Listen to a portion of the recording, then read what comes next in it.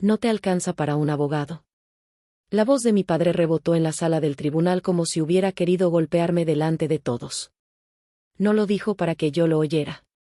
Lo dijo para que lo oyera el juez, su abogado, los curiosos sentados atrás y cualquier persona que todavía creyera que Arturo Salazar era un hombre respetable.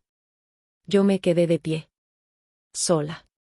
Tenía las manos pegadas a los costados y la garganta seca, pero no bajé la mirada. Ya había pasado demasiados años haciéndome pequeña para que otros pudieran sentirse enormes. Ese día no. La jueza hojeó el expediente, acomodó una hoja, luego levantó la vista y me observó por encima de sus lentes. No vi lástima en sus ojos. Vi atención. Vi cálculo. Vi que estaba entendiendo algo que en esa sala casi nadie había entendido todavía. Entonces habló. Ella no va a necesitar uno. Por un segundo, no se escuchó ni el zumbido del aire acondicionado. Al otro lado del pasillo, el licenciado Ramiro Villaseñor, el abogado de mi padre, se quedó inmóvil con los dedos suspendidos sobre sus papeles. Su seguridad se le borró del rostro de golpe. Parpadeó una vez. Luego otra. Y murmuró, tan bajo que casi parecía que estaba hablando consigo mismo. Dios mío, ¿de verdad es ella? Fue ahí cuando miré a mi padre. El color se le fue de la cara. Lo vi apretar la mandíbula. Lo vi enderezarse en la silla. Lo vi sujetar con fuerza la orilla de la mesa, como si de pronto el suelo se hubiera movido bajo sus pies. Y por primera vez en toda mi vida, mi padre me tuvo miedo. Me llamo Verónica Salazar y tengo 56 años. Durante mucho tiempo, si alguien en San Jerónimo, Jalisco, decía el apellido Salazar, la gente pensaba en mi padre antes que en nadie. Arturo Salazar era de esos hombres que entraban a una habitación y los demás se acomodaban la camisa sin darse cuenta. Dueño de locales en el centro, casas en renta, una bodega a las afueras y media docena de negocios registrados a nombre de empresas que sonaban más grandes de lo que en realidad eran. En el pueblo lo saludaban de mano fuerte, de sonrisa obediente, de «Don Arturo, qué gusto verlo». Yo crecí creyendo que eso significaba grandeza. Tardé décadas en entender que solo era poder. Era la hija mayor. En la casa eso no significaba liderazgo. Significaba servicio. Mi hermano menor, Mauricio Salazar, era el heredero. Yo era la que resolvía, la que entendía rápido, la que no daba problemas. Desde niña aprendí que cuando un hombre como mi padre decía algo, no se discutía. No porque tuviera razón, sino porque en esa casa disentir era una falta peor que equivocarse. Aún así, yo era buena para estudiar. Muy buena. Los números me hablaban claro. Los contratos me parecían rompecabezas que podía armar antes que nadie.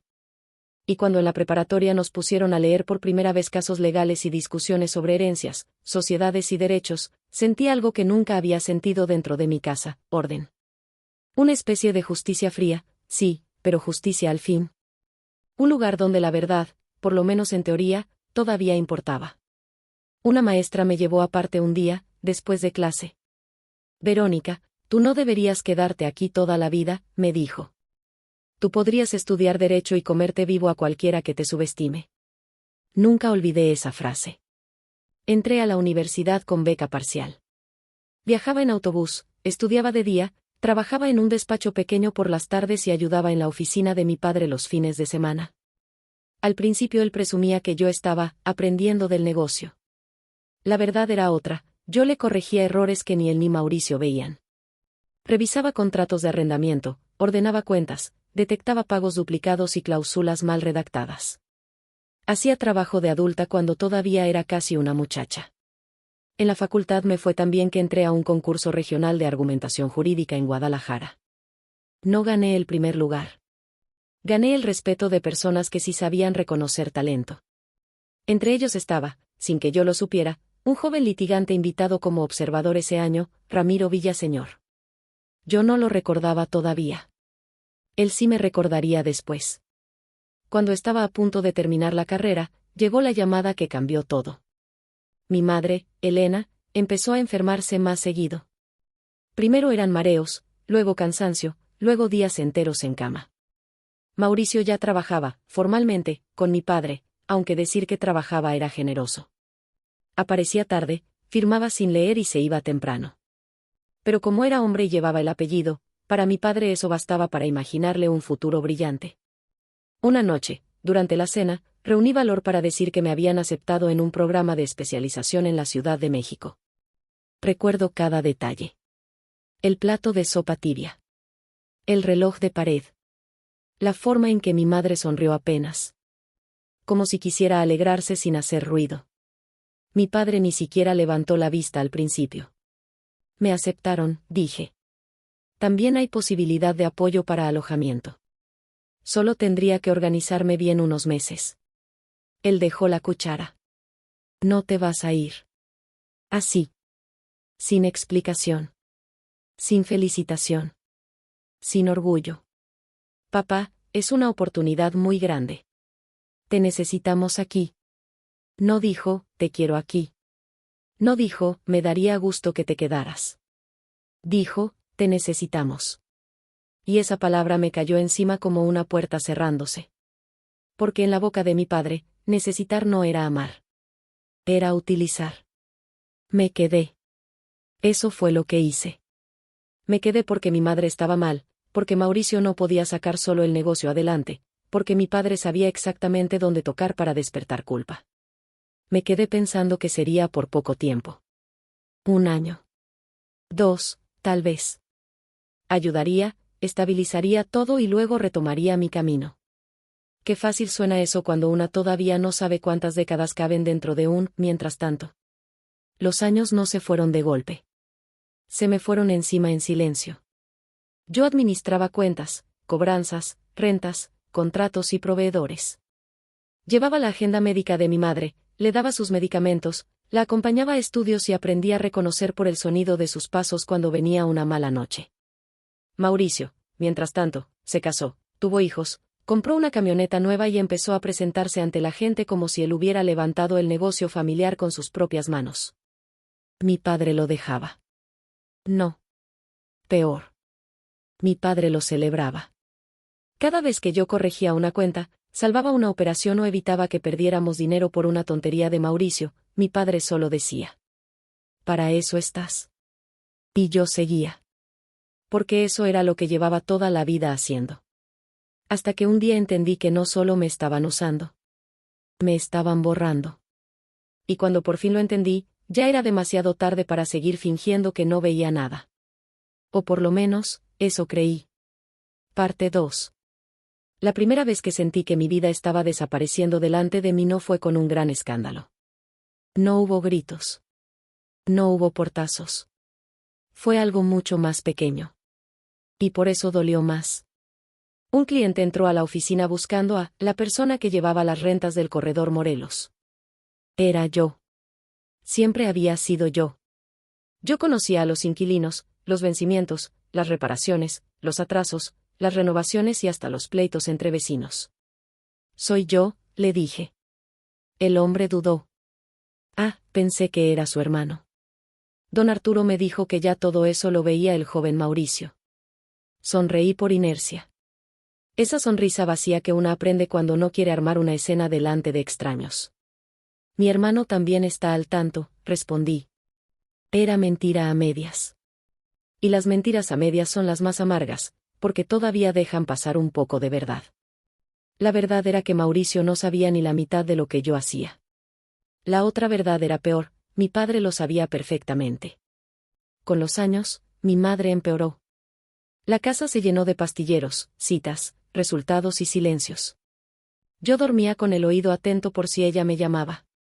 Había noches en que me sentaba junto a su cama y le humedecía los labios con una gasa mientras mi padre dormía en el cuarto de al lado y Mauricio ni siquiera contestaba el teléfono. Mi madre me tomaba la mano a veces y me decía: perdóname. Yo siempre le respondía lo mismo. No digas eso, mamá. Pero sí lo entendía. Ella sabía. Sabía que mi vida se había ido consumiendo en esa casa. Sabía que yo había cambiado mis planes por sostener un mundo que nunca me iba a pertenecer del todo. Murió un martes de septiembre, cuando el calor todavía se pegaba a las paredes. Después del entierro, la casa se sintió más ancha y más fría. El silencio dejó de ser costumbre y se volvió hueco. Pensé que algo iba a cambiar después de eso. Que tal vez, sin mi madre como centro de gravedad, Por fin podría moverme, salir, empezar de nuevo. Pero el negocio seguía. Las cuentas seguían. Las rentas seguían. Y yo, como una tonta entrenada para resistir, seguí también. Solo que esta vez algo dentro de mí ya no estaba dormido. Un mes después del funeral, me quedé hasta tarde revisando movimientos bancarios. Al principio estaba ordenando pólizas viejas. Luego empecé a notar detalles raros. Un depósito registrado 2 veces. Un pago de mantenimiento sin factura. Una transferencia entre cuentas de 2 empresas de la familia sin justificación clara. Nada por sí solo parecía escandaloso. Pero juntos formaban una especie de ruido. Yo conocía demasiado bien esas cuentas como para no escucharlo. Seguí revisando. Mientras afuera oscurecía y el zumbido del ventilador se mezclaba con los ladridos lejanos de unos perros, fui encontrando más. Montos movidos a destiempo. Gastos que cambiaban de categoría. Honorarios inexistentes. Un retiro fuerte cubierto después con una entrada maquillada en otra razón social. Me quedé quieta. No sentí miedo. Sentí claridad. A la mañana siguiente llevé los papeles a la oficina de mi padre. Él estaba en su escritorio, leyendo el periódico como si el país entero dependiera de su opinión. Hay algo que no está cuadrando en las cuentas, le dije. No levantó la vista. Mauricio ve eso. Precisamente por eso vine. Eso sí lo hizo mirarme. Le mostré 2 estados de cuenta, unas copias de movimientos y una hoja con mis notas. No improvisé. Nunca improvisaba. Le hablé con fechas, montos y relaciones entre empresas. Le mostré dónde empezaba la discrepancia y dónde intentaban taparla. Mi padre observó los papeles apenas unos segundos. Estás exagerando. No estoy exagerando. Siempre te complicas de más. Recuerdo esa frase porque me atravesó de una forma muy distinta a como me habría atravesado años antes. Ya no me sonó a desprecio. Me sonó a defensa. No es un detalle pequeño, insistí. Aquí hay dinero moviéndose sin respaldo claro. Mi padre dobló el periódico con calma. Demasiada calma. No vuelvas a meter las narices en lo que no te toca. Eso me heló más que cualquier grito. Porque no dijo, vamos a revisarlo. No dijo, Mauricio se equivocó. No dijo siquiera, te explicaré. Dijo, no te toca. Y en ese instante entendí que el problema no era solo Mauricio. El problema era mucho más viejo. Mucho más grande. Mucho más cercano. Esa noche casi no dormí. Di vueltas en la cama, me levanté por agua, volví a acostarme, escuché el tic-tac del reloj y sentí que algo en mi pecho quería despertar a la fuerza. A las 2 de la mañana me rendí. Me levanté, fui a la cocina, preparé café aunque no debía tomarlo a esa hora, saqué mi computadora y empecé a buscar. No sabía exactamente qué buscaba. Tal vez una salida. Tal vez una prueba de que no estaba loca. Tal vez la versión de mí misma que había dejado guardada en algún cajón años atrás. Busqué programas de actualización jurídica. Seminarios. Procesos para retomar materias inconclusas. Requisitos para regularizar estudios. Leí páginas de universidades, foros, reglamentos, artículos. Y entre una pestaña y otra, empecé a recordar cosas que creía enterradas, la biblioteca, los códigos subrayados, la precisión de un buen argumento, el placer extraño de poner en orden un conflicto. No era nostalgia. Era regreso. La madrugada me encontró con los ojos ardiendo y el café frío. Pero yo ya había tomado una decisión. No se la diría a nadie. Ni a mi padre. Ni a Mauricio. Ni a nadie del pueblo que creyera que yo ya estaba demasiado grande para empezar algo distinto. Porque por primera vez en muchísimo tiempo, no necesitaba permiso. Necesitaba verdad. Y si para encontrarla tenía que volver a convertirme en la mujer que había dejado inconclusa, entonces eso iba a hacer. No tenía idea de hasta dónde me iba a llevar esa decisión. Tampoco sabía que unos meses después, en esa misma búsqueda silenciosa, iba a encontrar no solo la prueba de lo que me habían hecho, sino también el arma con la que pensaban destruirme. Parte 3. Empecé despacio. Muy despacio. Durante el día hacía lo de siempre, revisar pagos, coordinar mantenimientos, responder llamadas, Aguantar el tono cortante de mi padre y las ausencias cómodas de Mauricio. Pero en la noche, cuando la casa se quedaba en silencio y nadie necesitaba nada de mí, abría la computadora y estudiaba. Al principio me costó más de lo que quiero admitir. La mente no responde igual a los 20 que a los 56. Había temas que antes me parecían obvios y ahora tenía que leer 2 veces. Me dolía la espalda, se me cansaban los ojos, me enojaba olvidar términos que antes salían solos. Pero cada vez que pensaba en rendirme, recordaba la voz de mi padre diciéndome, no te toca. Y seguía. Con el paso de las semanas, algo regresó. No solo el conocimiento. También la forma de pensar. La disciplina. El hilo lógico entre una prueba y otra. La capacidad de ver un problema no como un caos, sino como una secuencia. Eso me salvó. Porque mientras actualizaba mis estudios, también seguía observando las cuentas del negocio. Ya no lo hacía con la esperanza ingenua de que todo se aclarara. Lo hacía como quien arma un rompecabezas sabiendo que la imagen final va a doler. Fue entonces cuando me atreví a buscar a alguien de mi pasado, el doctor Julián Ferrer. Había sido uno de mis profesores favoritos en la carrera. Un hombre serio, justo, nada afecto al dramatismo. De esos que no regalan elogios, pero cuando te reconocen algo, sabes que es verdad. No hablábamos desde hacía casi 30 años. Le escribí un correo sin muchas vueltas. Le dije quién era. Le recordé una competencia de argumentación en la que había participado y le pregunté si podía regalarme unos minutos.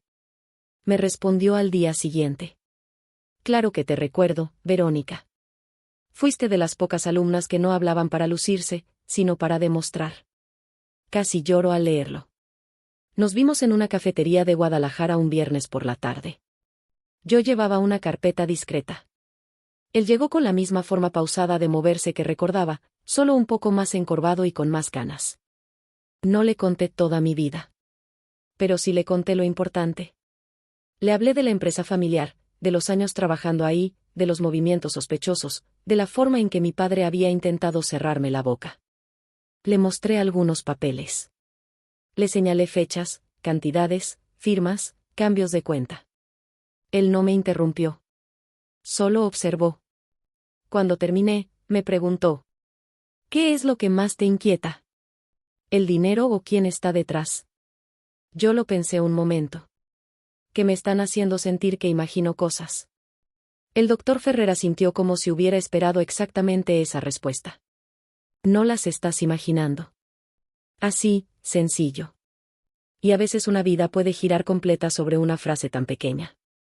No me dijo que demandara. No me dijo que enfrentara a mi padre.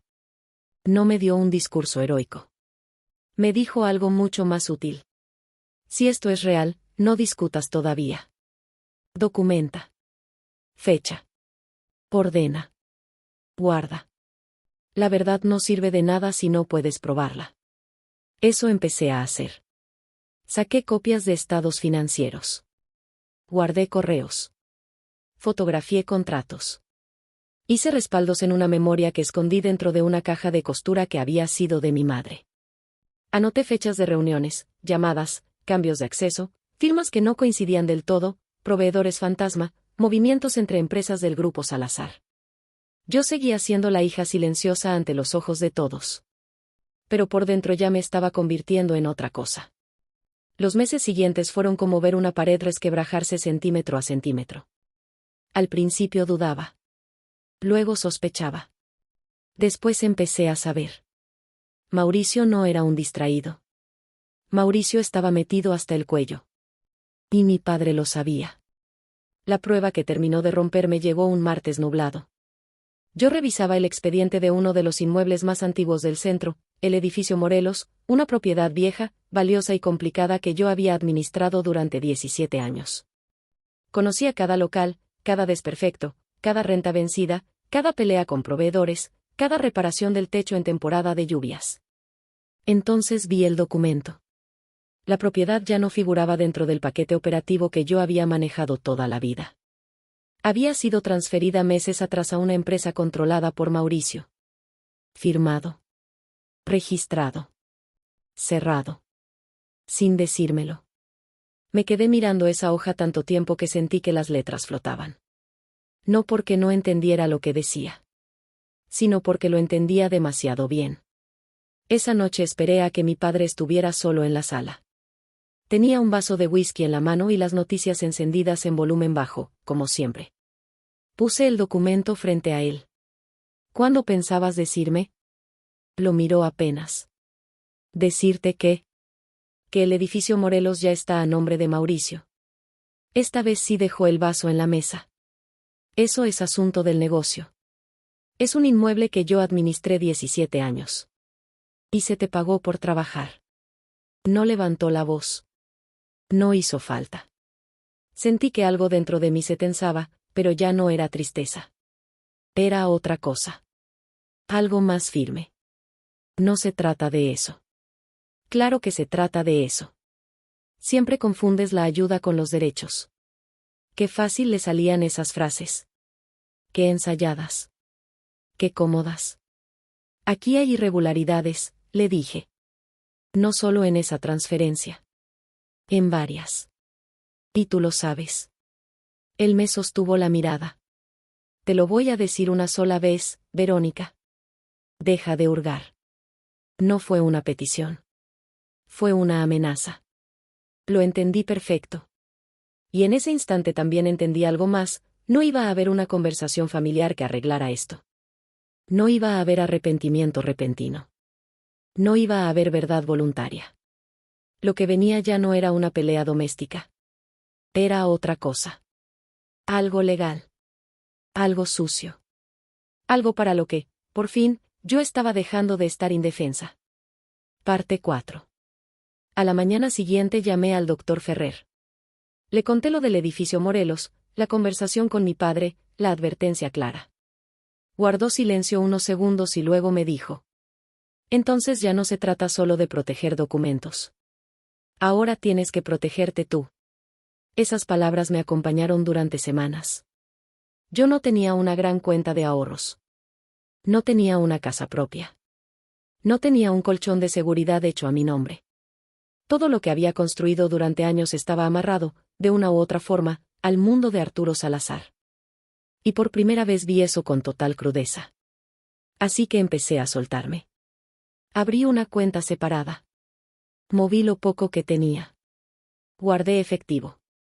Cancelé gastos innecesarios. Organicé mis papeles personales, actas, comprobantes, identificaciones, copias de todo. No era paranoia. Era independencia. Y debí haber empezado mucho antes. Mientras tanto, seguí estudiando y armando mi caso en silencio. Leía resoluciones. Actualizaba criterios. Reordenaba pruebas. El doctor Ferrer revisaba conmigo algunos puntos, no como abogado mío, sino como alguien que quería que yo pensara con precisión. Me hacía preguntas incómodas. ¿Qué puedes demostrar? ¿Qué solo sospechas? ¿Qué dato conecta con qué documento? ¿Dónde está el patrón? ¿Dónde está la intención? Cada pregunta me obligaba a ir más hondo. Y cuanto más hondo iba, peor era lo que encontraba. Habían usado empresas espejo para mover dinero. Habían cambiado responsables operativos sin notificarme. Habían reasignado propiedades y funciones para dejarme fuera del mapa justo después de la muerte de mi madre. Y lo más cruel no era el fraude en sí. Lo más cruel era la lógica detrás. Habían esperado a que yo estuviera cansada. A que estuviera sola. A que pareciera demasiado tarde para defenderme. Unas 3 semanas después, comenzaron a cerrarme el paso de forma abierta. Contraseñas que antes funcionaban dejaron de servir. Ciertas carpetas desaparecieron del archivo principal. Mauricio dejó de contestarme mensajes. Cuando lo enfrentaba en la oficina, me decía: yo no manejo eso. Mentira. Todo en él empezó a oler a mentira. Y entonces llegó la carta. Correo certificado. Formal. Fría. Limpia. La abrí en la mesa de la cocina con las manos más tranquilas de lo que esperaba. Era una notificación firmada por el licenciado Ramiro Villaseñor, representante legal de mi padre. En resumen, me estaban retirando de toda participación operativa dentro de las empresas familiares, por reestructuración interna y redefinición de funciones. Recuerdo que la leí 2 veces. No sentí sorpresa. Sentí alivio. Porque ahí estaba, por fin, sin disfraz. Ya no era una dinámica familiar confusa. Ya no eran detalles sueltos. Ya no era mi imaginación. Me estaban expulsando formalmente de la estructura que yo había sostenido durante décadas. Y lo estaban haciendo por escrito. Llamé al doctor Ferrer y le leí la carta en voz alta. Ahora sí se quitaron la máscara, dijo. Sí. ¿Y tú? Miré la taza de café junto a la carta. Yo también. La fecha de la audiencia llegó poco después. Un asunto civil, sobre el papel. Pero yo sabía que en realidad eso era una guerra por el relato, quién había construido, quién había mandado, quién tenía derecho a hablar y quién debía quedarse callada. Seguí preparando todo. Y entonces ocurrió lo inesperado. Una tarde me llamó una mujer que no veía desde hacía años, Patricia Méndez, es contadora de una de las empresas del grupo. Su voz sonaba nerviosa, como la de alguien que ya había dudado demasiado tiempo antes de marcar. No quiero meterme en problemas, me dijo de entrada. No te estoy pidiendo eso. Guardé unas copias. Nos vimos 2 días después en un café discreto a las afueras de Tepatitlán. Llegó con una carpeta beige y los hombros tensos. No pidió comida. Apenas tocó su taza. Yo sabía que algo estaba mal, me confesó. Pero en ese entonces no quise ver completo el panorama. Solo guardé lo que pude. Me puso la carpeta enfrente. La abrí más tarde, en mi casa, con la puerta cerrada y el corazón acelerado. Lo que había adentro no era una pista. Era una columna vertebral. Transferencias ligadas entre sí. Cambios de responsables. Autorizaciones cruzadas. Firmas internas. Fechas que encajaban con los momentos exactos en que a mí me habían ido desplazando. Y una línea de tiempo tan clara que ya no dejaba espacio para la duda. Me senté en la mesa y me quedé inmóvil varios minutos. No lloré. No grité. Solo entendí. Mi padre no había sido arrastrado por Mauricio. Mi padre había dirigido todo. A la mañana siguiente, llamé al doctor Ferrer. Ya lo tengo, le dije. No me preguntó qué significaba eso. Entonces termina lo que empezaste, respondió. Lo haré. Con dignidad, Verónica. Pase lo que pase, con dignidad. Esa palabra me sostuvo. Porque yo no quería venganza. Aunque habría sido fácil llamarlo así. Yo quería algo mucho más raro y mucho más caro, ¿verdad?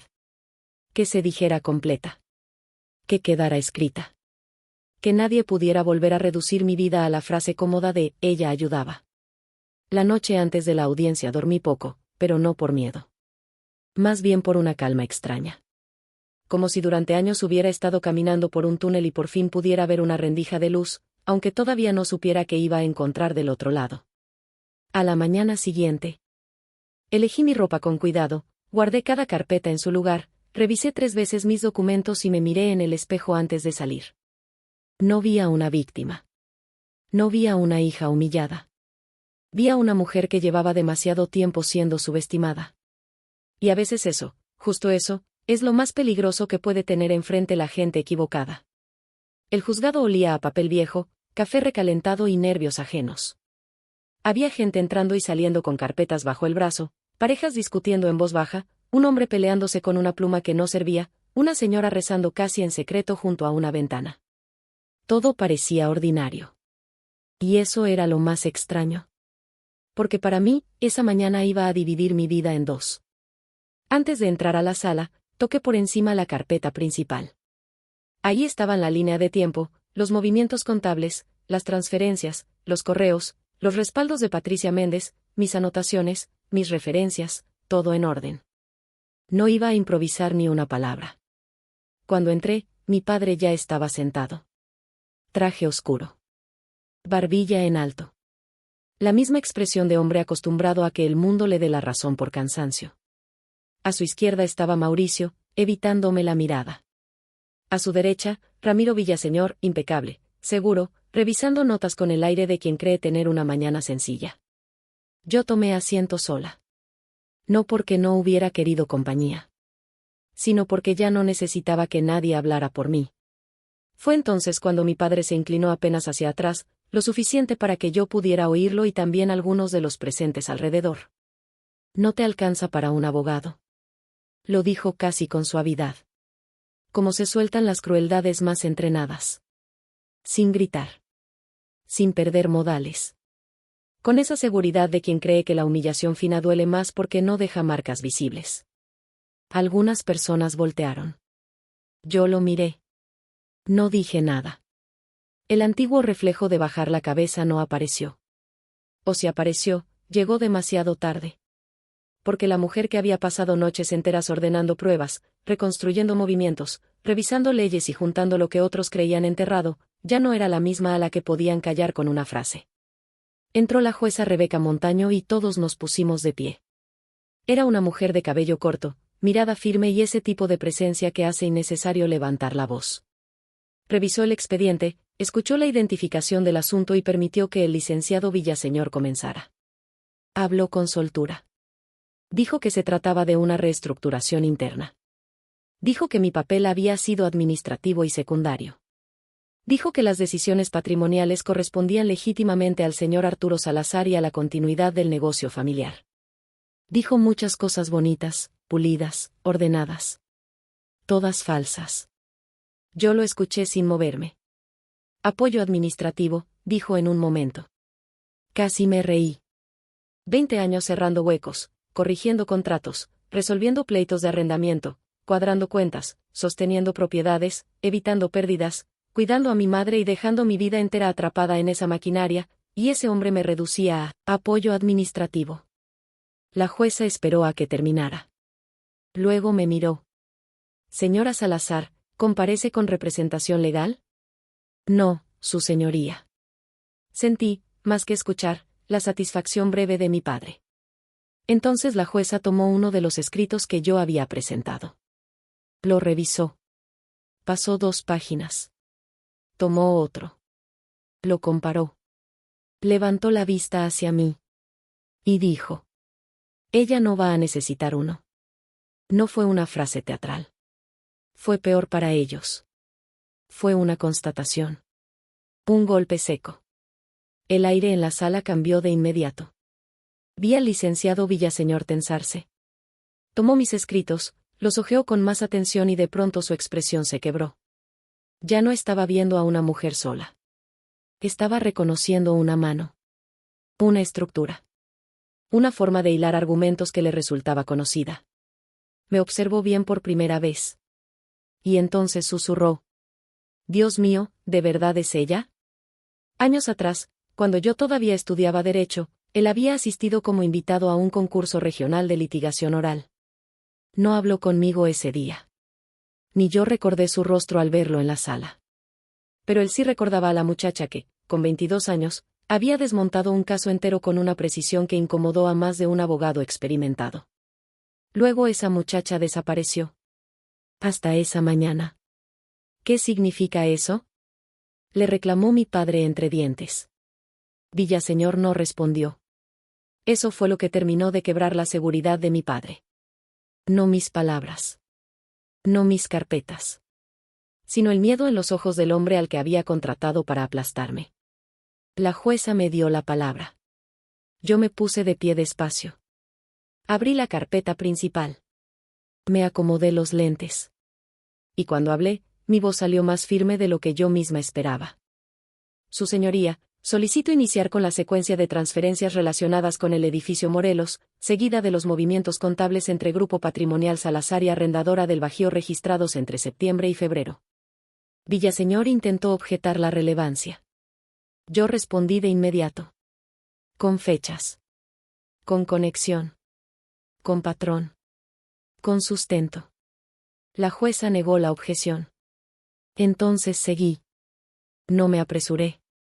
No acusé por impulso.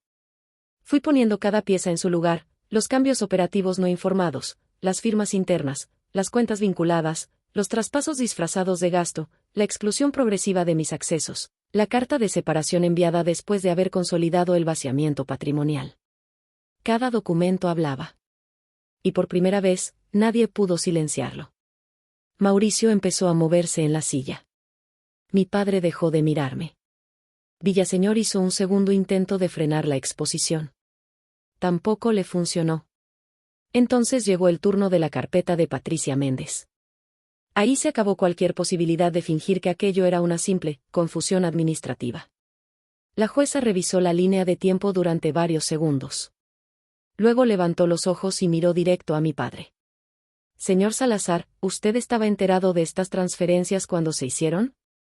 Mi padre abrió la boca. No salió nada. Buscó su vaso de agua, pero no tenía ninguno. La mano le tembló en el aire apenas un instante. Apenas. Pero yo lo vi. Y también lo vio toda la sala. Ese hombre que se había burlado de mí minutos antes, ese hombre que había pasado la vida entera convencido de que yo siempre iba a quedarme atrás, estaba sentado frente a un expediente que ya no podía controlar. Yo seguía de pie. Sola, sí. Pero ya no indefensa. Y justo en ese momento entendí algo que me habría cambiado la vida si lo hubiera sabido mucho antes. No hay nada más peligroso que una mujer callada el tiempo suficiente como para aprenderlo todo. Continúa. Continúa. Talk for 33S. Parte 6. La jueza no repitió la pregunta. No hizo falta. Mi padre seguía con la boca entreabierta, inmóvil, como si el simple hecho de que alguien le hubiera exigido una respuesta clara delante de otras personas ya le resultara ofensivo. Durante toda su vida, Arturo Salazar había hablado desde arriba. Había dado órdenes, había corregido, había decidido, había despreciado. Pero responder con precisión, bajo presión y con el expediente en contra, era otra cosa. Y por primera vez, se notaba que no sabía hacerlo. Mauricio se inclinó apenas hacia él. Papá, susurró. No terminó la frase. El licenciado Villaseñor intervino rápido, intentando recuperar el control. Su señoría, mi cliente necesita un momento para revisar el contexto exacto de esas operaciones. La jueza Montaño lo miró sin cambiar la expresión. No le pregunté al licenciado. Le pregunté al señor Salazar. Sentí un murmullo leve en la sala. Mi padre tragó saliva. Se hicieron muchos movimientos durante esos meses, dijo al fin. Había demasiadas cosas ocurriendo. Mi esposa acababa de fallecer. Se tomaron decisiones operativas. ¿Y la señora Verónica Salazar fue notificada? Preguntó la jueza. No formalmente. Ya escuché eso del licenciado, respondió ella. Le estoy preguntando si usted le informó. Silencio. Yo no aparté la vista de mi padre. No por crueldad. Sino porque durante demasiados años él había hablado mientras yo bajaba los ojos. Ese día no se lo iba a regalar. No, dijo finalmente. Ahí cayó algo invisible en la sala. No fue una confesión completa. Ni siquiera fue honestidad. Fue algo más básico, más humillante para él, la imposibilidad de seguir negando lo obvio. La jueza bajó la mirada al expediente y anotó algo. Continúe, señora Salazar. Yo respiré hondo y seguí. Le mostré cómo, tras la muerte de mi madre, comenzaron a multiplicarse las transferencias entre Grupo Patrimonial Salazar y Arrendadora del Bajío. Le expliqué que no se trataba de movimientos aislados, sino de una secuencia. Un cambio de control interno. Un vaciamiento progresivo. Una reestructuración hecha no para mejorar la operación, sino para sacarme de ella y dejar el rastro lo suficientemente confuso como para que pareciera normal. Mostré 3 cosas clave. Primero, las fechas. Segundo, las firmas. Tercero, la exclusión de mis accesos justo después de que empecé a notar irregularidades. El licenciado Villaseñor intentó interrumpirme con objeciones sobre interpretación contable. Yo respondí con documentos. Él habló de reorden administrativo. Yo exhibí correos y registros internos. Él quiso reducir todo a una diferencia de criterios. Yo le contesté con la línea de tiempo completa. En un punto, la jueza tomó uno de los correos impresos y leyó en voz alta una frase breve enviada por Mauricio a una auxiliar administrativa semanas antes de que me retiraran funciones. Lo de Verónica ya está hablado con mi papá. No le compartan los cambios hasta que salga todo. Nadie dijo nada. Yo sentí un latido fuerte en el cuello. Porque una cosa es sospecharlo durante meses. Y otra muy distinta es escuchar cómo la traición, puesta en palabras simples, ocupa el aire delante de todos. Mauricio empezó a mover la pierna bajo la mesa con tanta rapidez que hasta desde donde yo estaba se notaba. Mi padre seguía rígido. Villaseñor había dejado de parecer soberbio. Ahora parecía estar haciendo cálculos desesperados. La jueza pidió ver el respaldo contable entregado por Patricia Méndez. Yo se lo pasé con cuidado. Ella revisó hojas, marcas, comparaciones y una tabla que yo había preparado para mostrar la secuencia exacta en que los inmuebles más rentables empezaron a quedar fuera de las operaciones que yo controlaba. Entonces señaló un renglón.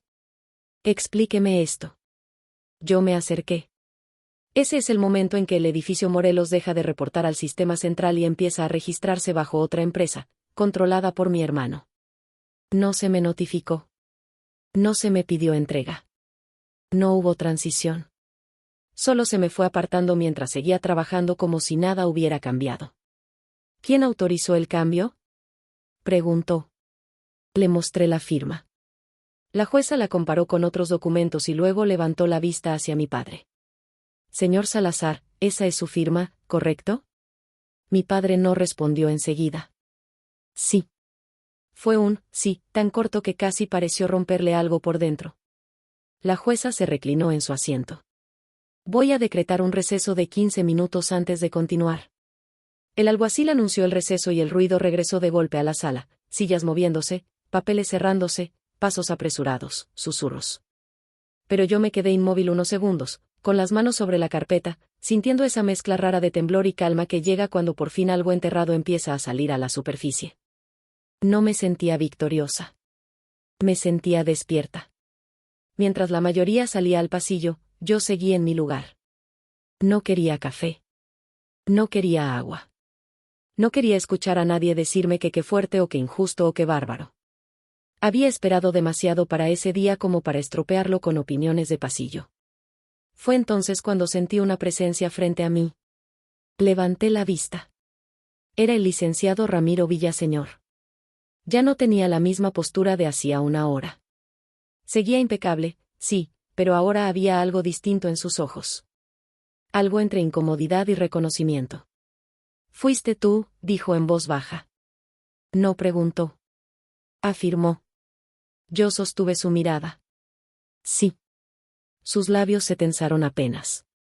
Te vi hace años. En Guadalajara. En un concurso de litigación. Asentí despacio. Yo también te ubiqué tarde. Villaseñor soltó un aire muy leve, como si de pronto la mañana se hubiera vuelto más pesada de lo que había previsto. No esperaba encontrarte de este lado de la mesa. Yo tampoco esperaba pasar media vida arreglando los errores de los hombres que sí pudieron ejercer.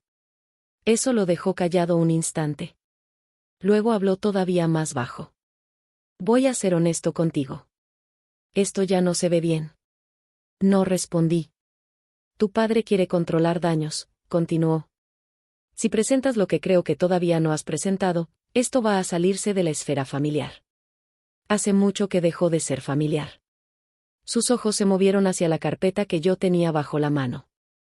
Todavía podemos hablar. No mientras sigan llamando reorganización a lo que hicieron.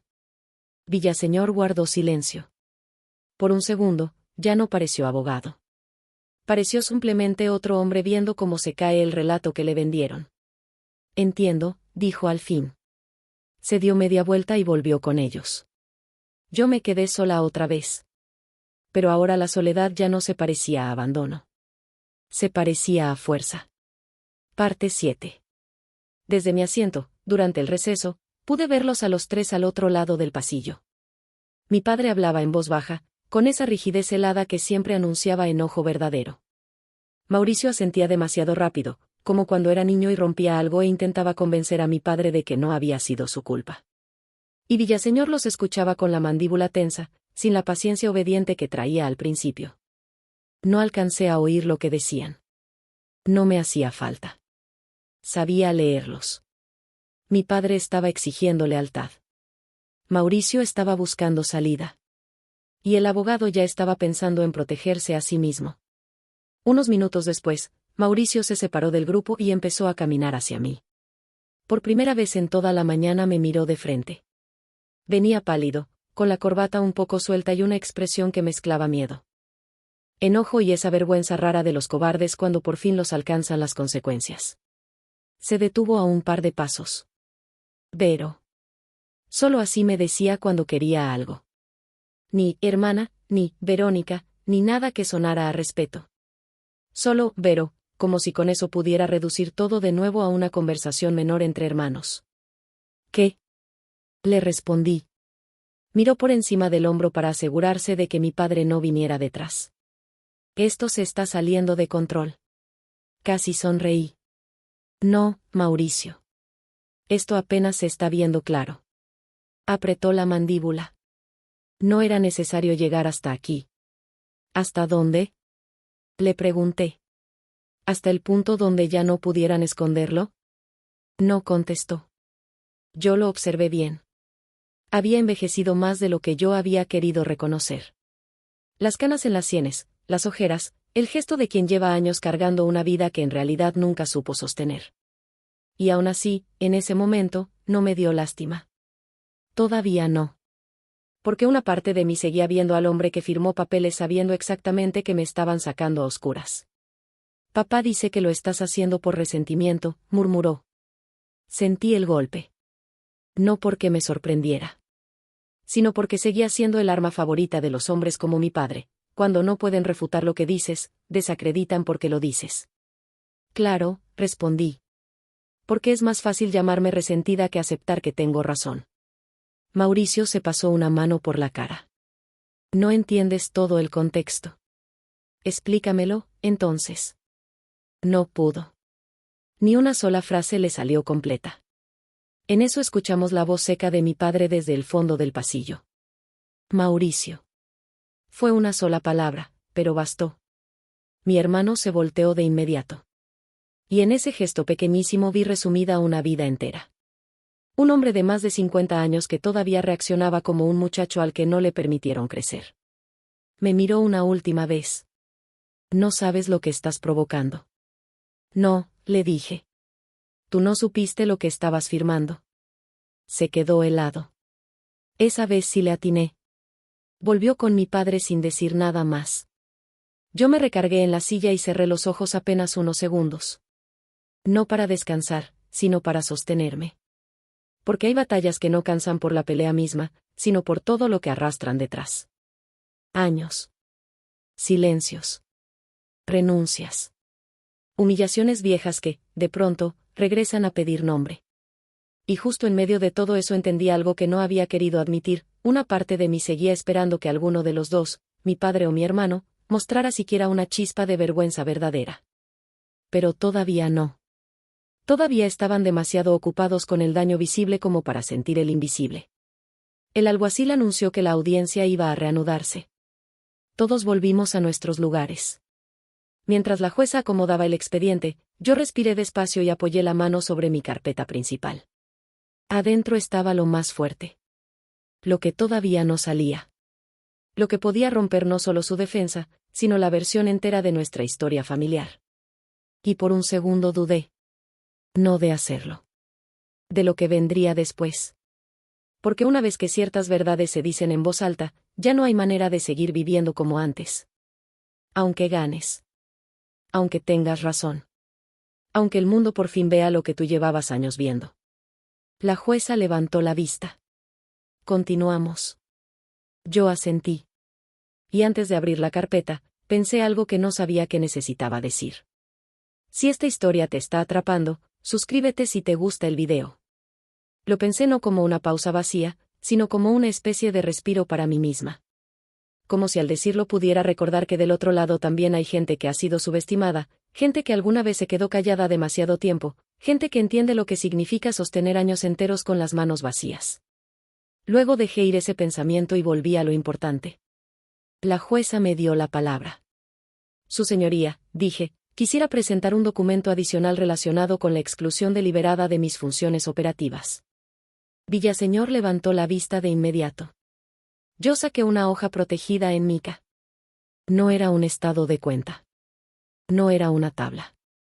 No era una inferencia. Era un correo interno impreso, con respaldo de servidor y fecha verificable, Enviado desde la cuenta personal de mi padre a Mauricio y a 2 personas del área administrativa. La jueza lo tomó. Leyó primero en silencio. Después en voz alta. No le den a Verónica acceso a los cambios hasta que todo esté reestructurado. Luego le avisan solo lo necesario. La sala entera pareció contraerse. Mi padre se movió en la silla. Villaseñor cerró los ojos un segundo. Mauricio dejó escapar un aire seco, derrotado. Pero la jueza todavía no terminaba. Siguió leyendo la línea siguiente. Si pregunta, digan que son ajustes temporales. No quiero discusiones. Sentí que algo me subía desde el estómago hasta la garganta. No era alivio. Era dolor viejo volviéndose prueba. Porque una cosa es haber sido ignorada. Otra, mucho peor, es descubrir por escrito que planearon tu exclusión paso por paso, sabiendo exactamente cuánto te costaría darte cuenta. La jueza dejó la hoja sobre el escritorio. Miró a mi padre. Y esta vez ya no había lugar donde esconderse. Parte 8. Mi padre intentó recomponerse. Eso fue lo más impresionante. No la mentira. No la evasión. No el orgullo. La costumbre. Aún con el correo enfrente, aún con la sala observándolo, aún con su propio abogado sabiendo ya que aquello olía a desastre, Arturo Salazar hizo lo que había hecho toda su vida, intentó convertir el abuso en autoridad. Ese mensaje está fuera de contexto, dijo. La jueza Montaño no levantó la voz, pero su tono cambió. Entonces explíquelo dentro de contexto. Mi padre miró a Villaseñor. Villaseñor no lo miró de vuelta. Había tensiones operativas, respondió. La señora Verónica tiende a reaccionar emocionalmente cuando siente que se invade su área. Ahí estuvo. Otra vez. La vieja estrategia. No negar del todo. Solo reducirme. Presentarme como alguien útil, sí, pero incapaz de entender las grandes decisiones sin alterarse. Una mujer valiosa para trabajar, pero incómoda para opinar. Exactamente el molde en el que me habían querido encerrar toda la vida. La jueza tomó nota sin mostrar si aquello le parecía convincente o insultante. Yo sí sabía que era. Insultante. ¿Reaccionar emocionalmente? Preguntó ella. ¿Se refiere usted a que pedir claridad sobre transferencias patrimoniales era una reacción emocional? Mi padre calló. Villaseñor intervino al instante. Su señoría, me parece que estamos entrando en una lectura subjetiva de intercambios internos que podrían obedecer a la necesidad de evitar conflictos prematuros. ¿Conflictos?, replicó la jueza. ¿O supervisión? Eso le pegó directo. Yo no dije nada. Esperé. Había aprendido, con mucho dolor, que a veces la mejor manera de dejar que una mentira se derrumbe es no estorbarle. La jueza revisó otro par de hojas, luego se volvió hacia mí. Señora Salazar, ¿usted desea agregar algo a este punto? Sí, su señoría. Me puse de pie otra vez. No se me excluyó por ser conflictiva. Se me excluyó porque yo conocía demasiado bien la operación. Sabía que inmuebles producían más, que cuentas debían cuadrar y donde no había forma de mover dinero sin que tarde o temprano alguien con experiencia lo notara. Villaseñor objetó por especulación. Yo no me apresuré. No estoy especulando. Estoy describiendo el único motivo funcional por el que sacas en secreto a la persona que más conoce la estructura, justo antes de mover activos y cambiar firmas. La jueza negó la objeción. Yo seguí. Si yo hubiera sido solo apoyo administrativo, como aquí se ha dicho, no habría hecho falta ocultarme nada. Me habrían dejado seguir en la oficina. Respondiendo llamadas. Archivando papeles. Pero no fue así. Se me retiraron accesos. Se reacomodaron inmuebles. Se instruyó por escrito que no se me informara. Y después se intentó formalizar mi salida cuando ya todo estaba reestructurado. La palabra, reestructurado, se quedó flotando como veneno. La jueza asintió muy ligeramente. Villaseñor cambió de estrategia entonces. Pude verlo en el modo en que tomó su pluma. Ya no iba a intentar limpiar a mi padre del todo. Iba a empezar a separar culpas. Su señoría, dijo, incluso aceptando que hubo deficiencias en la comunicación, eso no demuestra una intención fraudulenta por parte de mi representado. En todo caso, podría hablarse de una mala administración de procesos operativos delegados, principalmente a cargo del señor Mauricio Salazar. Mauricio volteó de golpe. ¿Qué? No fue fuerte, pero sí claro. Y ahí estuvo la fractura. Mi padre giró hacia él con un fulgor helado en los ojos. Villaseñor siguió hablando como si nada hubiera pasado. Pero todos lo vimos. Todos entendimos. El hombre al que habían contratado para defender a Arturo ya estaba moviendo piezas para salvar al más defendible y dejar caer al más comprometido. Mi hermano se quedó inmóvil, con el rostro completamente blanco. Yo lo miré y por primera vez vi algo que no esperaba ver tan pronto: traición recibiendo traición. Ese fue el momento exacto en que entendí que, aunque Mauricio había participado, nunca creyó de verdad que lo iban a dejar solo si las cosas salían mal. Qué poco conoce uno a los hombres que admira cuando nunca ha tenido que verlos asustados. La jueza pidió revisar una vez más la cronología presentada por Patricia Méndez.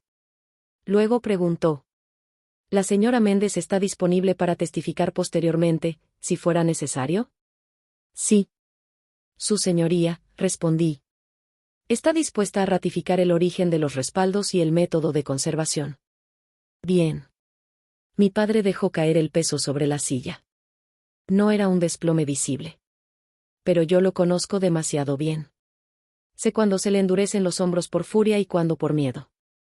Eso era miedo. La audiencia siguió casi una hora más. Preguntas, aclaraciones, fechas, firmas, comparaciones. No todo fue espectacular. Y eso, curiosamente, lo hacía más contundente. Porque la verdad rara vez llega como en las películas. Llega en hojas. En correos. En silencios. En respuestas que nadie puede sostener por mucho tiempo. Al final de esa etapa, la jueza pidió un resumen de posiciones antes de anunciar medidas provisionales. Villaseñor habló primero. Ya no sonaba vencedor. Sonaba técnico. Cauteloso.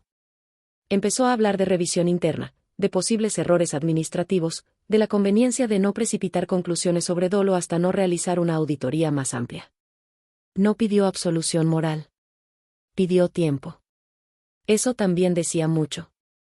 Cuando me tocó hablar, fui breve. Su señoría, yo no vine aquí por enojo. Vine porque me quitaron, ocultaron y desplazaron a propósito mientras usaban el trabajo de toda mi vida como si nunca hubiera sido mío. Lo único que estoy pidiendo es que la verdad no vuelva a enterrarse debajo de palabras elegantes. Nadie se movió. Ni siquiera mi padre.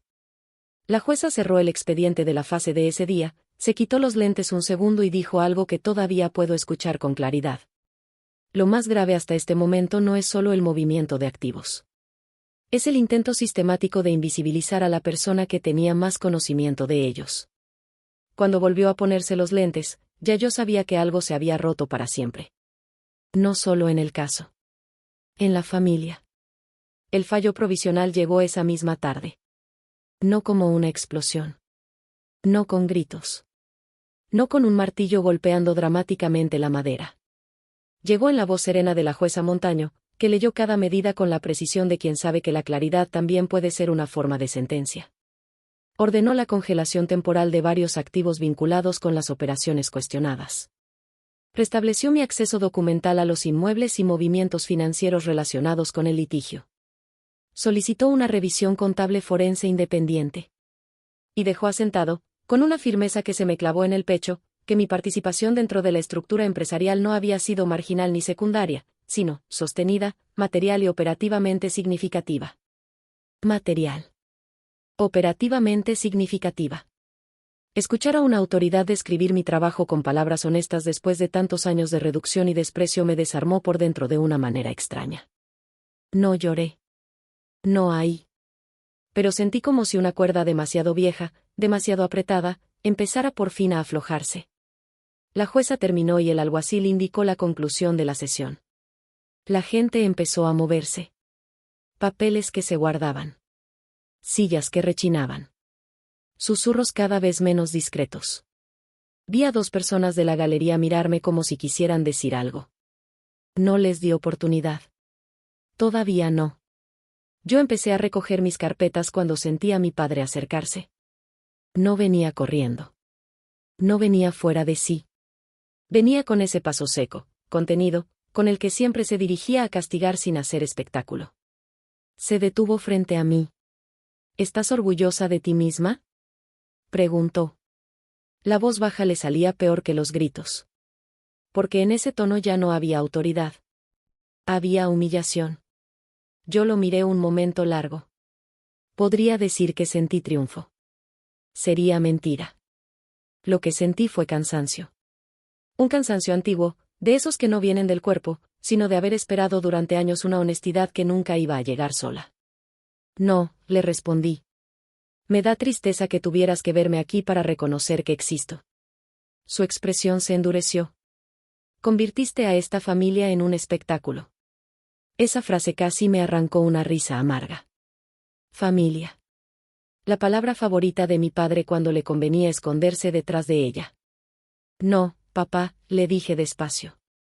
Tú convertiste a esta familia en una estructura donde todos tenían valor menos yo. Mauricio apareció detrás de él, pero no se metió. Solo se quedó allí, a medio paso, igual que toda la vida, suficientemente cerca para beneficiarse, demasiado cobarde para asumir. Mi padre apretó la mandíbula. No sabes lo que acabas de provocar. Sí sé, le respondí. Lo único que no sabía era cuánto tiempo iban a seguir creyendo que yo me iba a quedar callada. Villaseñor se acercó entonces, más por necesidad profesional que por humanidad. Don Arturo, necesitamos retirarnos. Mi padre no me quitó la vista de encima unos segundos más. Yo tampoco. Y en esos segundos vi, con una claridad que me habría destrozado años antes, que él no estaba dolido por lo que había hecho. Estaba dolido por haber sido expuesto. Esa diferencia me dejó fría. Recogí mis cosas y salí de la sala. El aire de afuera me golpeó distinto. Era tarde ya. El sol estaba bajando y el viento traía ese olor a polvo tibio y metal que tienen los estacionamientos judiciales. Me quedé un momento en los escalones del juzgado, con la carpeta apretada contra el pecho y las piernas todavía tensas. Entonces vi al doctor Julián Ferrer, de pie junto a una jardinera, con las manos en el abrigo y la paciencia tranquila de siempre. No había entrado. Después me diría que no lo hizo porque confiaba en que yo ya no necesitaba una sombra protectora al lado. Tenía razón. Se acercó despacio. ¿Cómo te fue?, preguntó. Solté un aire largo. Se rompió. Frunció apenas el ceño. ¿El caso? Negué con la cabeza. La mentira. Eso le bastó. Caminamos hasta una cafetería cercana. Nos sentamos junto a la ventana. El café se enfrió mientras yo le contaba lo más importante, el correo de mi padre, la reacción de Villaseñor, la manera en que Mauricio casi se descompuso cuando lo empezaron a usar como pararrayos. El doctor Ferrer escuchó sin interrumpir. Cuando terminé, me preguntó: ¿y cómo te sientes de verdad? Miré mis manos alrededor de la taza. Más ligera, y más triste de lo que imaginé. Él asintió. Así se siente la justicia cuando todavía eres una persona decente. Eso se me quedó muy adentro. Porque era cierto. Yo no quería arrasar con mi padre. No había pasado noches enteras preparando ese caso para verlo destruido. Yo había querido, durante años, algo mucho más simple y mucho más imposible, que me viera. Que dijera la verdad por voluntad propia. Que una sola vez se sentara frente a mí y reconociera lo que le sostuve mientras él construía la versión pública de sí mismo. Pero no. Tuvo que ser un expediente. Un correo. Un tribunal. A veces la verdad entra tarde, y cuando entra, ya no salva lo que uno quería salvar. Esa noche regresé a la casa que seguía oliendo un poco al perfume de mi madre y dejé las carpetas sobre la mesa del comedor. Me serví agua. Me senté en silencio. No encendí la televisión. No quise ruido. Y por primera vez en décadas, no sentí culpa. Sentí otra cosa. Espacio. Como si una pared invisible se hubiera corrido unos centímetros y yo pudiera respirar mejor. No sabía lo que venía después. La auditoría. Las consecuencias. El pueblo hablando. Mi padre moviendo influencias. Mauricio buscando cómo no hundirse solo. Pero sí sabía una cosa. Ya no me iban a regresar a la sombra. Parte 10. En un pueblo como San Jerónimo, las noticias no caminan. Corren. Y cuando algo toca a una familia como la mía, no tarda ni un día en volverse conversación en la carnicería, en la papelería, en la notaría, en la fila del banco y hasta en la misa de los domingos. Al principio fue discreto. Demasiado discreto. Saludos más cortos. Miradas que se apartaban rápido cuando yo entraba a algún lugar. Personas que de pronto se sabían ocupadas y veían a mi padre del otro lado de la calle. Los rumores nunca llegan completos. Llegan picados, adornados, confundidos. Pero algo del núcleo ya se había soltado. La hija mayor de Arturo Salazar lo había llevado a juicio y el juez no la había tratado como una loca resentida, sino como alguien con pruebas. Eso bastó para que el aire cambiara. Los primeros golpes reales no llegaron del chisme. Llegaron del dinero. Un banco pausó una línea de crédito vinculada a una remodelación de locales. 2 proveedores pidieron validación extra de firmas antes de entregar material. Un inquilino antiguo del edificio Morelos, hombre serio que me conocía de años, llamó directamente para preguntar quién tenía autoridad real de cobro, porque ya le habían pedido depósitos a cuentas distintas. Todo empezó a trabarse. Y cuando el dinero se traba, hasta los apellidos pesados tiemblan. Durante esos días yo no volví de lleno a la oficina. Regresé solo para revisar documentación puntual, respaldar información y atender requerimientos vinculados a la revisión. Ya no caminaba por esos pasillos como quien pertenece por costumbre. Caminaba como quien observa un edificio que una vez confundió con su casa. Mauricio me evitó lo más que pudo. Hasta que ya no pudo. Me llamó una noche, cerca de las 10.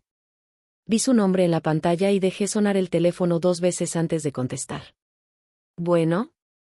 Tardó en hablar. Soy yo. Ya vi. Respiró hondo. Necesito hablar contigo. Entonces habla. Silencio. Luego dijo algo que no esperaba escuchar tan pronto.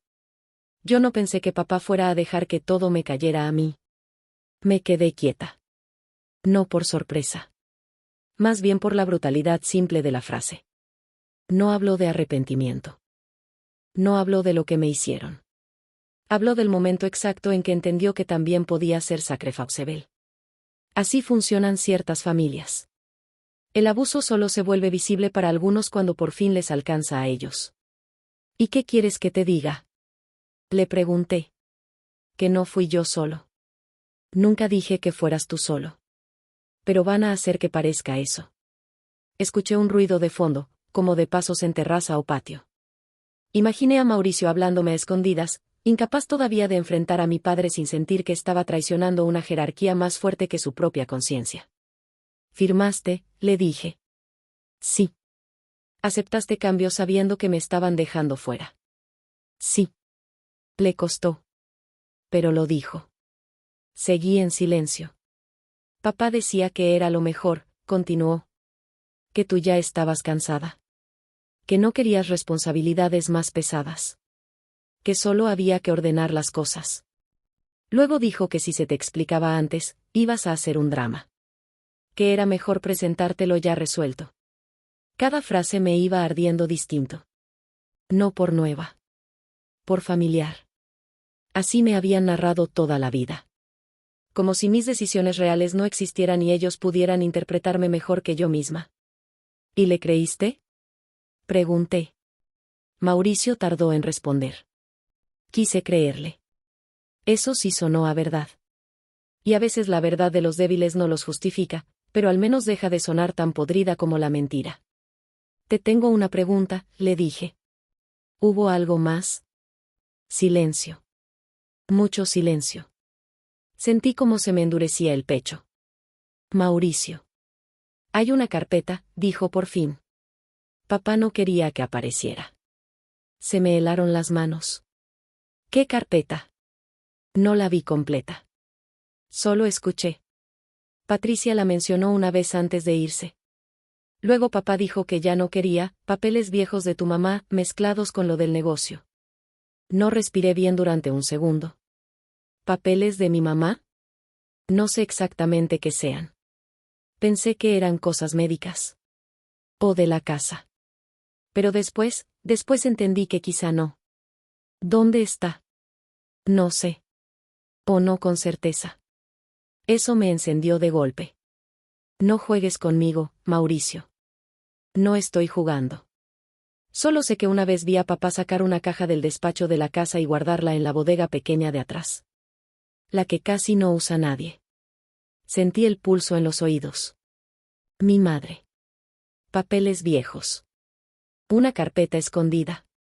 Y de pronto, como una aguja que encuentra por fin el hilo, muchas cosas pequeñas empezaron a conectarse en mi cabeza, ciertas discusiones en voz baja meses antes de que ella muriera, una vez que mi madre quiso decirme, hay cosas que debes revisar, y mi padre entró justo en ese momento, un sobre que vi sobre su buró y luego desapareció. ¿Por qué me dices esto hasta ahora? Pregunté. Mauricio soltó una risa rota, amarga. Porque ya entendí que aquí nadie salva a nadie. Colgué sin despedirme. No porque no me importara, sino porque ya estaba de pie, con el corazón acelerado, mirando hacia el pasillo oscuro de la casa donde viví tantos años sin saber cuántas verdades seguían guardadas no solo en la gente, sino en los objetos. En cajas. En cajones. En las cosas que los hombres esconden cuando creen que el tiempo siempre les va a obedecer. Esa noche no dormí. No por el juicio. Por mi madre.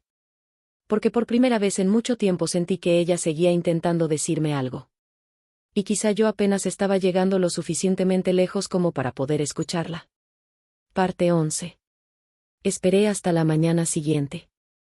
No porque no quisiera salir corriendo esa misma noche a revisar la bodega.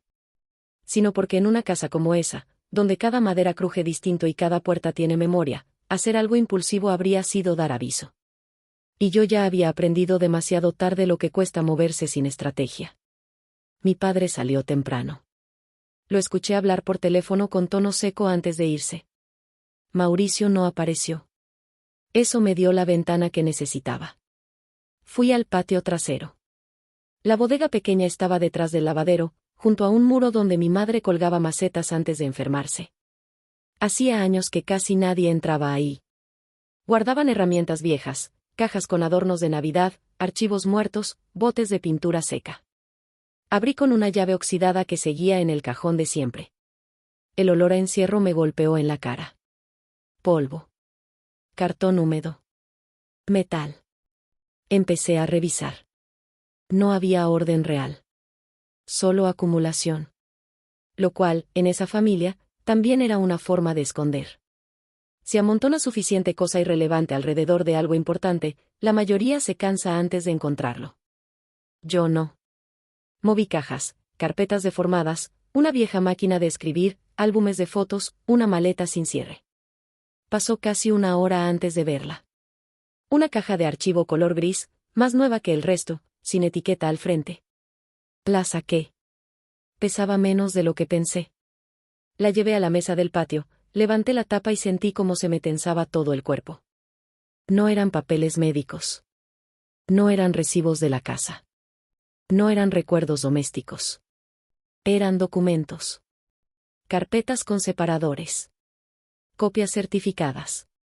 Escrituras. Correspondencia. Notas manuscritas. Un sobre amarillo con la letra de mi madre. Y debajo de todo, una carpeta azul con una etiqueta breve escrita con plumón negro. Elena /diagonal reservado. Me senté. Tuve que hacerlo. Las piernas ya no me respondían igual. Abrí primero el sobre amarillo. Adentro había una sola hoja doblada. La letra era de mi madre, temblorosa pero clarísima. Verónica, si estás leyendo esto, es porque yo ya no pude explicarte las cosas como debía. Hay documentos que tu padre nunca quiso discutir contigo. No confíes en lo que digan siempre que todo se hizo, por la familia. Revisa todo. Sobre todo lo del edificio Morelos y la casa de tu tía Amparo. Tuve que cerrar los ojos. Escuchar la voz de mi madre en esa frase, incluso escrita, fue como si me hubieran abierto una puerta vieja en mitad del pecho. Seguí. La carpeta azul contenía algo todavía más delicado.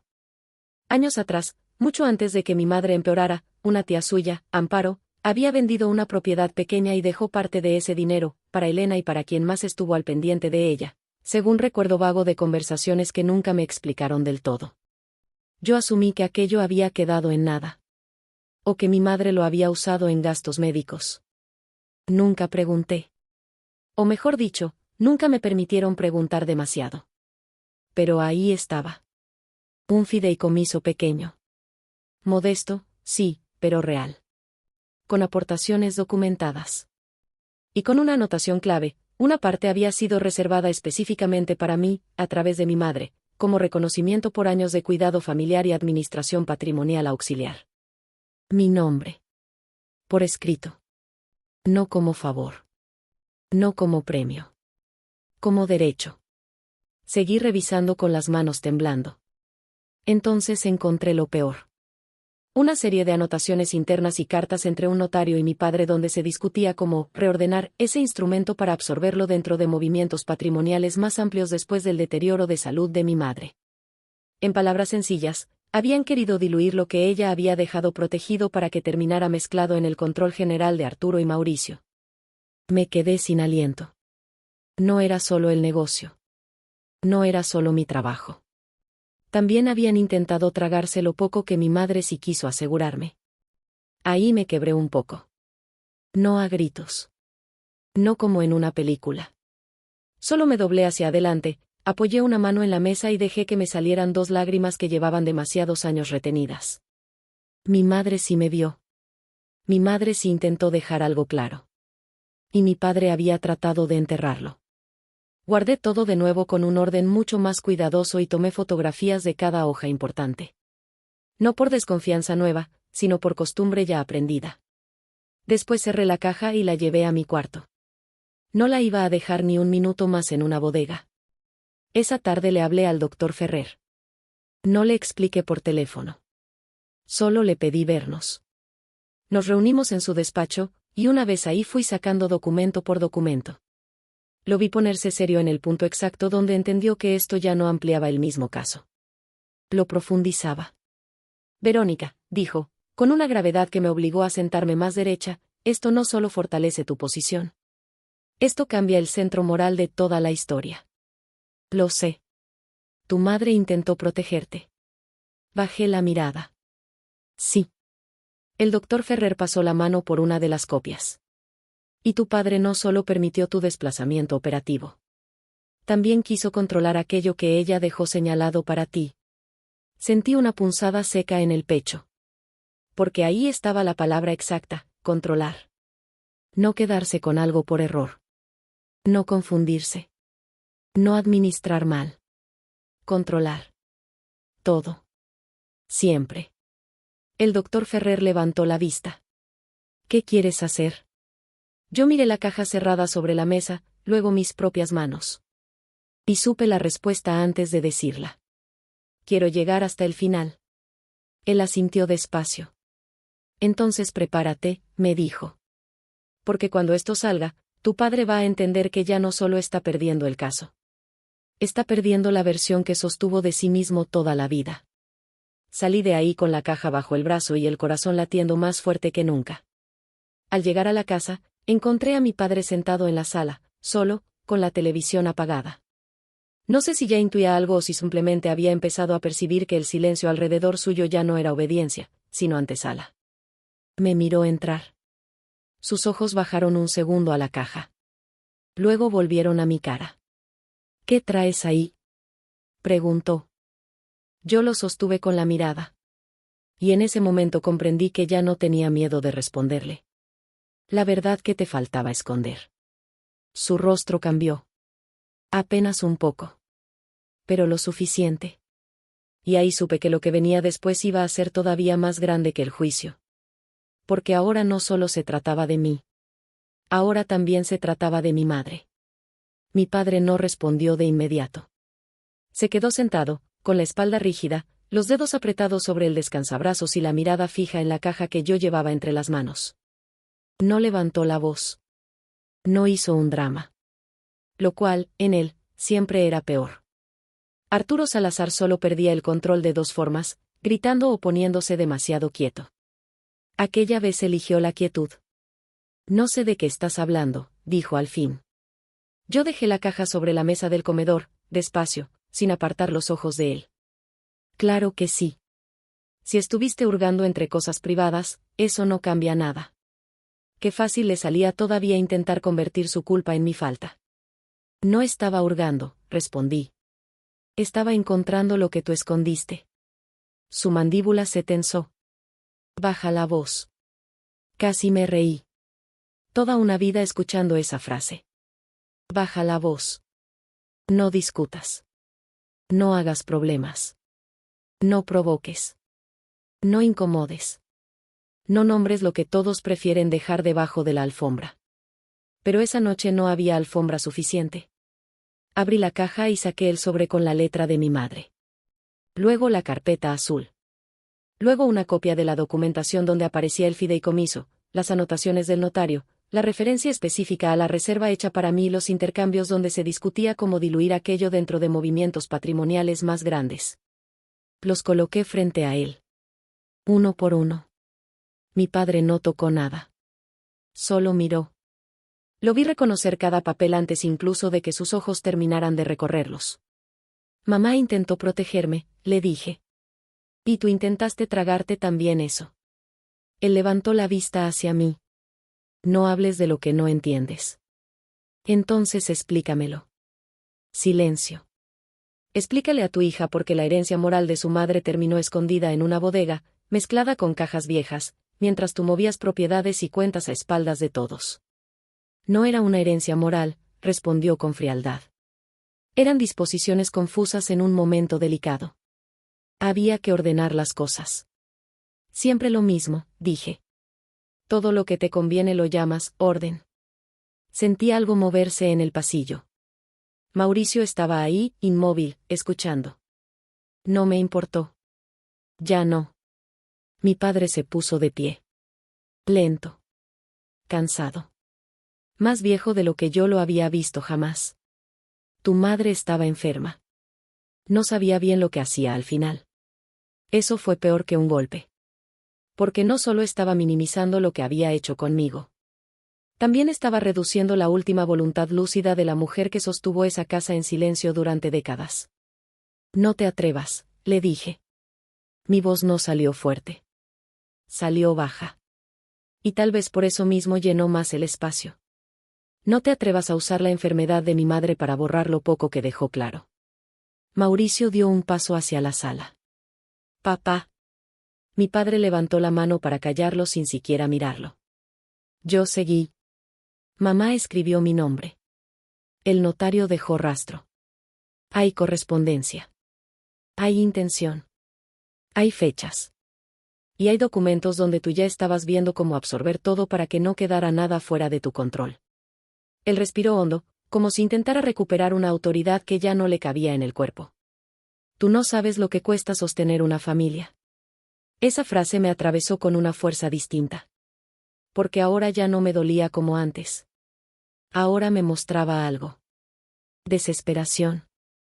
No, le dije. Tú no sabes lo que cuesta sostenerla sin que nadie te dé tu lugar. Nos quedamos mirándonos en un silencio áspero, insoportable, de esos que huelen a verdad recién abierta. Entonces mi padre hizo algo que no esperaba. Se sentó otra vez. Pero esta vez no como el hombre que domina la habitación. Sino como alguien que de pronto se da cuenta de que la habitación ya no le pertenece. Tu madre siempre te tuvo demasiada lástima, murmuró. Sentí un vacío corto, seco. Y ahí lo entendí. Ni siquiera ahora podía reconocerme sin reducirme. Si no era sacrificio, era lástima. Si no era obediencia, era emoción. Si no era trabajo, era ayuda. Si no era derecho, era confusión. No había nada que yo pudiera hacer para obligarlo a ver con grandeza lo que llevaba toda la vida empeñado en empequeñecer. Y en el fondo, aceptar eso fue liberador. Porque dejó de ser mi tarea. No era lástima, respondí. Era justicia. Solo que tú nunca supiste distinguirla del control. Tomé la carpeta azul, la carta de mi madre y los demás documentos. Los guardé con calma. Luego cerré la caja. Mi padre me observó en silencio. ¿Qué vas a hacer?, preguntó. Ya no sonó amenazante. Sonó cansado. Lo que debía hacer hace muchos años, dije. Llegar hasta el final. Esa misma semana, con ayuda del Dr. Ferrer y bajo el cauce legal correspondiente, los nuevos documentos fueron incorporados como parte de la ampliación necesaria del contexto patrimonial y de la conducta sistemática de ocultamiento. No se trataba de inventar un drama nuevo. Se trataba de demostrar un patrón viejo: exclusión, opacidad, control y apropiación encubierta de todo aquello que no quedara directamente bajo la firma visible de Arturo Salazar. La noticia de que había más documentos corrió más rápido que la primera audiencia. Ahora ya no se hablaba solo de la hija que había enfrentado al padre en tribunales. Se hablaba de la esposa muerta. De papeles ocultos. De una reserva que llevaba mi nombre. De un hombre que, al parecer, no se conformó con borrarme del negocio y también quiso borrar la última decisión clara de mi madre. Eso sí le pegó a mi padre. Porque una cosa es que el pueblo murmure que eres duro. Y otra, muy distinta, que empiece a sospechar que fuiste capaz de pasar por encima de tu propia esposa moribunda con tal de no soltar control. La audiencia complementaria se fijó unas semanas después. Yo llegué preparada. Pero esta vez por dentro me sentía diferente. La primera audiencia había sido para defender mi trabajo, mi lugar, mi verdad. Esta otra tenía algo más. Tenía a mi madre sentada conmigo, aunque ya no estuviera viva. Cuando entré a la sala, mi padre no me soltó ninguna frase. Ni una. Villaseñor tampoco tenía ya aquel aire de superioridad limpia. Su trabajo se había convertido en otra cosa: contener daños, reducir derrumbe, evitar que todo se convirtiera en una condena moral además de jurídica. Mauricio lucía agotado. Parecía un hombre que lleva semanas sin dormir bien, sin saber si está más asustado por las consecuencias o por la persona en la que se ha convertido. La jueza Montaño revisó la nueva documentación con una seriedad todavía más visible que la vez anterior. Leyó la carta de mi madre en silencio primero. Después alzó la vista hacia mí. ¿Desea usted que esta nota se incorpore como elemento contextual de intención patrimonial y conocimiento personal? Sí, su señoría. ¿Confirma el origen del hallazgo y la cadena de resguardo desde el momento en que la encontró? Sí, su señoría. Contesté todo con firmeza. Sin adornos. Sin lágrimas. No porque no me doliera, sino porque ya había entendido que ese día el dolor no tenía que desbordarse para ser real. Bastaba con que quedara claro. Villaseñor intentó cuestionar la fuerza jurídica de una nota personal y deslizar que el estado de salud de mi madre podía afectar la interpretación de esa voluntad. Yo estaba esperando eso. Saqué entonces los documentos notariales complementarios, las referencias cruzadas y la correspondencia previa donde la voluntad de reserva ya aparecía mencionada antes del deterioro fuerte de salud de mi madre. La jueza los revisó. Y algo en el rostro de Villaseñor se apagó definitivamente. Porque ya no se trataba de una carta sentimental. Era una línea probatoria completa. Mi padre pidió hablar. Eso sorprendió a todos. Incluso a Villaseñor. La jueza se lo permitió dentro del marco correspondiente. Arturo Salazar se puso de pie. Se veía recto, sí. Pero ya no sólido. Lo escuché respirar antes de hablar. Nunca quise perjudicar a mi hija, dijo. Yo no me moví. La jueza tampoco. Tomé decisiones pensando en la continuidad, continuó. Hubo errores. Confusión. Malas interpretaciones. Pero nunca una intención de dañar. Qué tarde llegan algunas palabras. Y qué vacías suenan cuando una ya ha visto los correos, las firmas, las instrucciones, los silencios diseñados, la caja escondida. La jueza lo dejó hablar unos segundos más. Luego preguntó. Entonces, señor Salazar, ¿por qué ocultar la documentación relacionada con la reserva que su esposa dejó señalada para la señora Verónica Salazar? Mi padre abrió la boca. Calló. Lo intentó otra vez. Nada. Ese fue el verdadero momento final. No el día que tembló su mano. No el día que su abogado se heló. El instante exacto en que un hombre que había construido su vida sobre el control ya no pudo explicar por qué necesitó esconder la verdad de una mujer muerta. Y ahí supe que el final estaba llegando. Parte 13.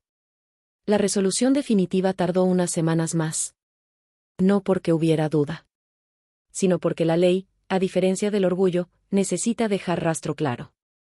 La revisión contable confirmó irregularidades serias. Los movimientos entre empresas no obedecían a una simple reestructuración inocente. Había ocultamiento deliberado.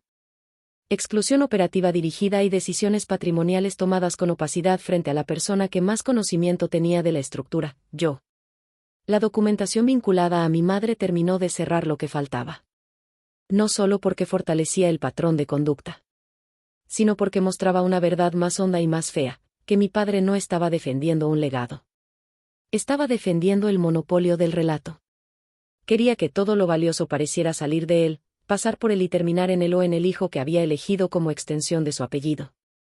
Yo nunca cabí en esa idea. No por incapaz, sino porque nunca fui un espejo cómodo. La jueza Montaño emitió medidas que cambiaron el mapa completo de nuestra historia familiar. Se reconoció formalmente mi papel material en la operación y administración de múltiples activos. Se invalidaron movimientos patrimoniales realizados sin transparencia suficiente. Se abrió la vía correspondiente para restituir y separar lo que había sido ocultado o absorbido indebidamente, incluida la reserva documentada por mi madre. Y quedó asentado, con un lenguaje sobrio pero devastador, que existió una conducta consistente de invisibilización, desplazamiento y ocultamiento hacia mi persona. Eso último fue lo que más me marcó. No porque yo necesitara un papel para saber lo que viví, sino porque por fin había una verdad escrita donde siempre me dijeron que exageraba. Cuando salimos del juzgado después de la resolución final, no hubo escena pública. Nadie gritó. Nadie corrió. Nadie me abrazó entre aplausos. La vida real casi nunca hace eso. Mi padre salió más despacio que de costumbre. Sin voltear a ver a los curiosos. Sin saludar a nadie. Mauricio iba unos pasos atrás, con la mirada clavada en el suelo. Villaseñor se despidió con una inclinación breve de cabeza, profesional, cansada, como quien sabe que fue contratado para sostener una pared ya cuarteada desde hace años. Yo bajé las escaleras con mi caja bajo el brazo. Sí. La misma caja. La de la bodega. La de mi madre. Quise llevarla yo misma ese día, no por dramatismo, sino porque representaba algo que me costó demasiado recuperar, prueba, sí, pero también memoria. La memoria correcta. La que no pudieron borrar del todo. Al llegar al último escalón, escuché mi nombre. Me volteé. Era mi padre. Estaba a unos metros. Solo. Mauricio se había quedado atrás. Lo miré esperar mis ojos, como si todavía no supiera si yo le iba a conceder ese último intercambio. Me acerqué solo lo necesario. Por unos segundos ninguno habló. El viento movía apenas las hojas secas pegadas junto a la banqueta. Un carro pasó lento. Desde adentro del juzgado salían voces apagadas. Entonces mi padre dijo algo que jamás imaginé escucharle. Tu madre tenía razón en muchas cosas. No era una disculpa. No completa. No limpia. Pero era verdad. Y en hombres como él, la verdad casi siempre llega deformada y tarde. Sí, respondí. Solo que tú tardaste demasiado en darte cuenta. Asintió levemente. Parecía más pequeño. No en altura. En certeza. Yo pensé que estaba protegiendo lo que construí. No, le dije. Estabas protegiendo la idea de que solo tú habías construido algo. Eso lo golpeó. Lo vi en los ojos. Porque ahí estaba el centro de todo. No el dinero. No los inmuebles. No los papeles. El relato. El orgullo de un hombre incapaz de tolerar que la hija a la que trató como apoyo, herramienta o sombra hubiera sido en realidad una de las columnas más fuertes de su vida. No sé cómo arreglar esto, murmuró. Y por primera vez, le creí. No porque quisiera. Sino porque algunas cosas de verdad ya no se arreglan. Se reconocen. Se lloran. Se cargan. Se aprenden demasiado tarde. No se arregla regresando atrás, le dije. Se empieza diciendo la verdad sin rebajarla. Mi padre bajó la vista. No insistió. No suplicó. No se justificó de nuevo. Y eso, de un modo extraño, fue lo más cercano a la paz que iba a darme. Mauricio se acercó unos segundos después. No se atrevía a mirarme mucho tiempo, pero esta vez sí lo hizo. Yo sí te debo una disculpa, dijo. Lo observé. Había sinceridad, sí. Pero también ruina. Cansancio. Miedo. Y una especie de vergüenza que por fin parecía humana. Sí, le respondí. Pero más que a mí, te la debes a ti. Porque te pasaste años aceptando un lugar prestado, y por defenderlo te convertiste en alguien que sabías que no querías ser. Eso le quebró algo. Asintió. No dijo más. Yo me fui. No miré atrás de inmediato. Caminé hasta mi coche, dejé la caja en el asiento del copiloto y me quedé un momento con las manos sobre el volante. Lloré ahí. Ahora sí. No como desborde. Como cierre. Lloré por mi madre. Por la joven que fui. Por la mujer en la que me tuve que convertir a la fuerza. Por todos los años regalados a una estructura que me quería útil pero invisible. Y también lloré por algo más difícil de explicar, por el alivio de no deberme ya ninguna versión falsa de mí misma. Los meses que siguieron no fueron mágicos. No me desperté un día sintiéndome ligera como si nada hubiera pasado. Hubo trámites. Ajustes. Reorganizaciones. Distancias. Gente que quiso acercarse por morbo y gente que se alejó porque siempre fue más fácil querer a Arturo Salazar cuando nadie lo cuestionaba. Pero poco a poco, mi vida dejó de girar alrededor de sostener la de los demás. Y eso cambió todo. No me quedé para dirigir el imperio familiar. Eso nunca fue mi sueño. Yo no quería el trono de una casa construida sobre silencios. Quería mi voz. Y una vez que la tuve por completo, entendí que podía usarla mejor en otro lado. Con el tiempo empecé a colaborar con una asociación local que orientaba a mujeres mayores y a personas cuidadoras en temas patrimoniales, herencias, abusos silenciosos, firmas engañosas y derechos que muchas veces se pierden no por ley, sino por costumbre. No llegaba como heroína. Llegaba como alguien que por fin sabía nombrar lo que antes solo dolía. Escuchaba. Explicaba. Acompañaba. Y cada vez que veía a una mujer decir, es que yo solo ayudaba, yo le respondía con una calma que me habría salvado muchos años antes. No. Primero vamos a revisar si solo ayudabas, o si te hicieron creer eso para que nunca reclamaras lo que era tuyo. Mi padre y yo no volvimos a ser cercanos. Eso también es verdad. A veces nos vemos. A veces no. Cuando coincidimos, ya no existe el viejo silencio lleno de desprecio y deuda. Ahora hay otro. Más seco. Más honesto. El silencio de dos personas que por fin saben exactamente qué pasó, aunque una de ellas nunca vaya a poder repararlo del todo. Y yo puedo vivir con eso. Porque ya no estoy esperando que me devuelva una vida. La estoy viviendo.